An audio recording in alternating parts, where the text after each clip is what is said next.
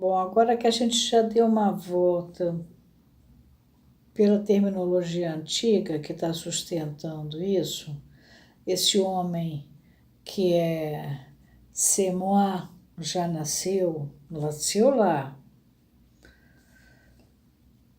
Eu vou continuar com o parágrafo 71, acho.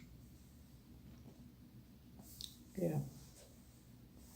64, 65, 66, 67, 68, 69, 70, 71. Agora vem o 72. Aí ele vai dizer o seguinte: mais uma saída se oferece ao sujeito para a resolução desse impasse em que delira seu discurso. Porque ele fica nessa angústia de eu não fiz nada e agora como é que vai ser e tal. A comunicação pode se estabelecer para ele validamente na obra comum da ciência e nas utilizações que ela ordena na civilização ocidental. Ele fica lá plugado na ciência e ele fica alienado, mas ele tá de altos, ele está lá no laboratório dele, imagina, criando, excluído de melhorar, regredir como pessoa, coisa nenhuma. Ele está lá colado. Essa comunicação será efetiva no interior. Qual comunicação? A comunicação que pode se estabelecer para ele validamente na obra comum da ciência, nas utilizações que ela ordena na civilização universal. Essa comunicação será efetiva no interior da enorme objetivar mesmo, constituída por essa ciência, que ele pluga na ciência e lhe permitirá esquecer sua subjetividade. Ele se alheia.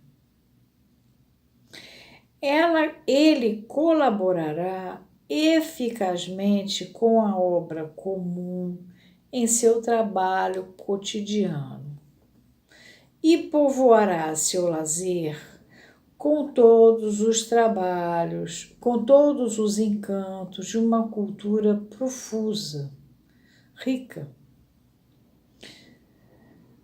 Vai jogar tênis, vai ter o grupo dele de beber a cerveja, vai ter o violão, vai ter o não sei o quê, vai ele.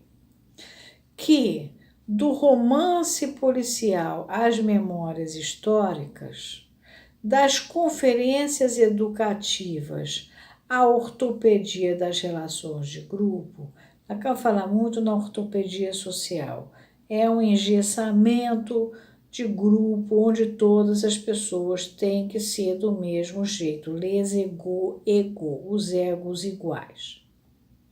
Dar-lhe-á meios de esquecer sua vida e sua morte, ao mesmo tempo que de desconhecer numa falsa comunicação o sentido particular de sua vida.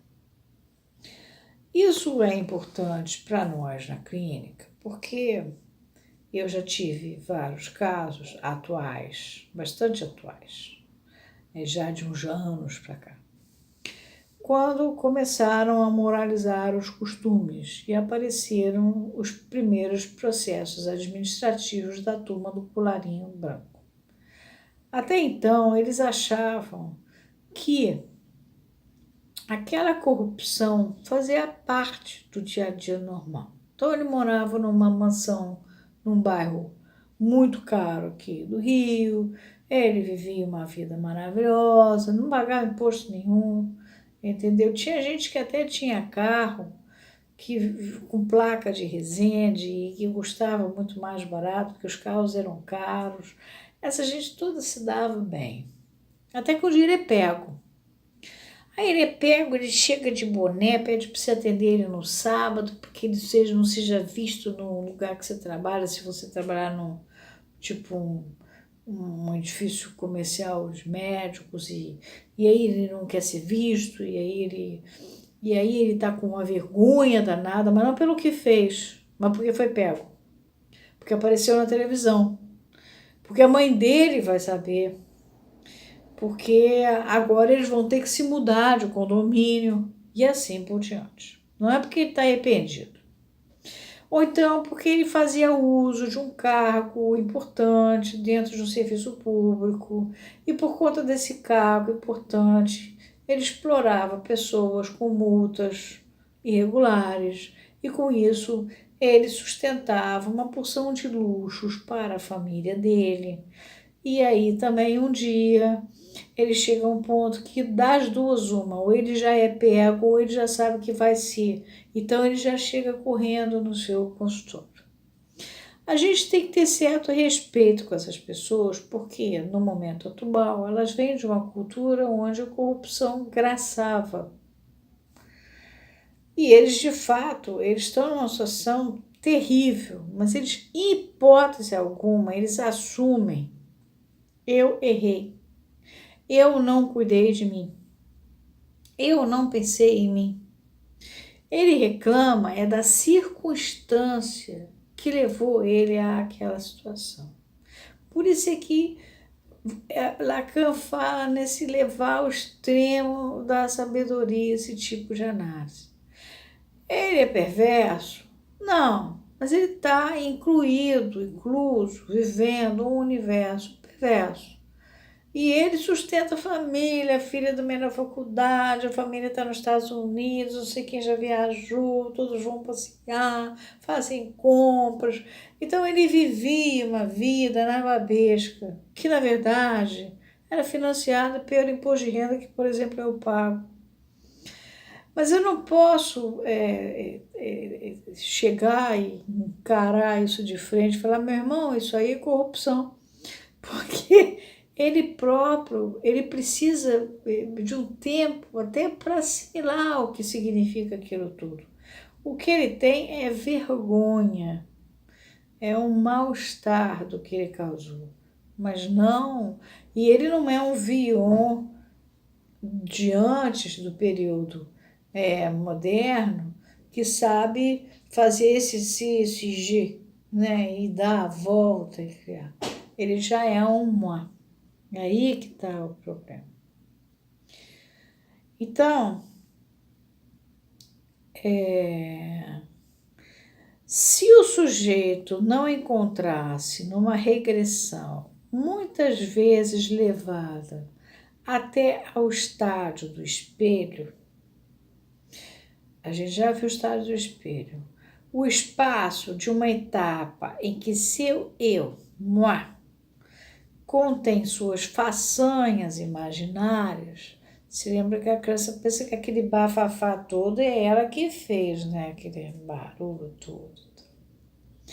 Quase não haveria limites atribuíveis à credulidade que ele tem que sucumbir nessa situação. É importante lembrar que até pelo menos de 40 anos para cá, até 40 anos atrás, se um fiscal de um órgão público ele não fosse corrupto, ele era visto como idiota. Ele tinha que ser corrupto.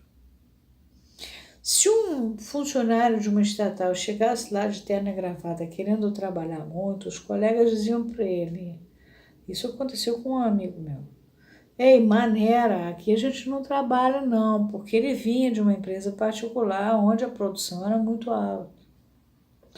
Então, aí ele aprendeu a não trabalhar, jogava um joguinho chamado dedo-bol, que era um futebol, e ficava lá aquela cabeça privilegiada jogando dedo-bol e ganhando 15 salários.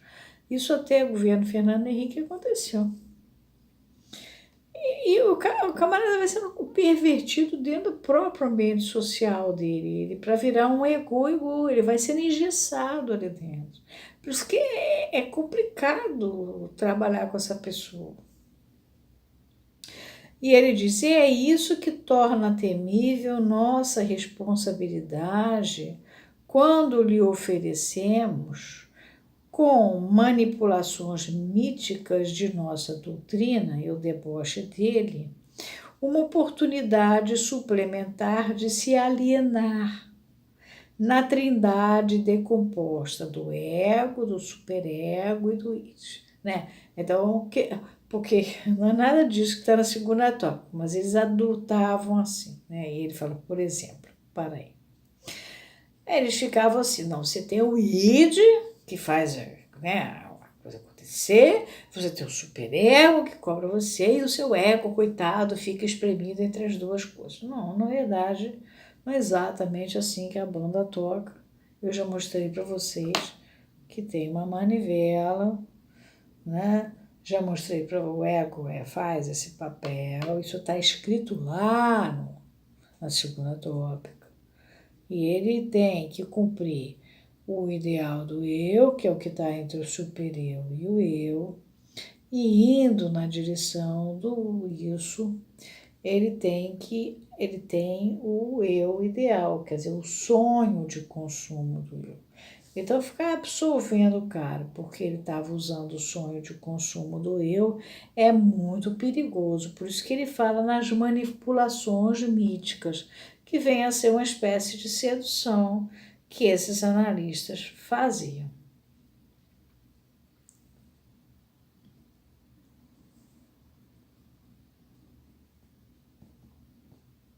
E aí ele continua e diz assim: há aí um muro de linguagem que se opõe à fala. Linguagem são as expressões. E esse muro de linguagem se opõe à fala contra o verbalismo, quer dizer, contra a tendência de dar mais a importância ao que é dito do que às ideias, que são um tema do discurso do homem normal de nossa cultura, só fazem de reforçar a espessura desse mundo de linguagem. É preciso muito cuidado de tratar com essas pessoas. São seres humanos, sofrem, foram informados, enfiados numa forma para fazer assim, às vezes já vem até do pai, da mãe. Nosso país é um país que a corrupção é muito antiga, são muitos anos de república velha, república nova e etc. Mas ao mesmo tempo a gente tem que fazer o camarada enxergar que não é bem assim, que está se eximindo de uma coisa que afinal ele deixou de cuidar dele, da posição dele. Parando aqui no 73, 72, 73, 74, 75.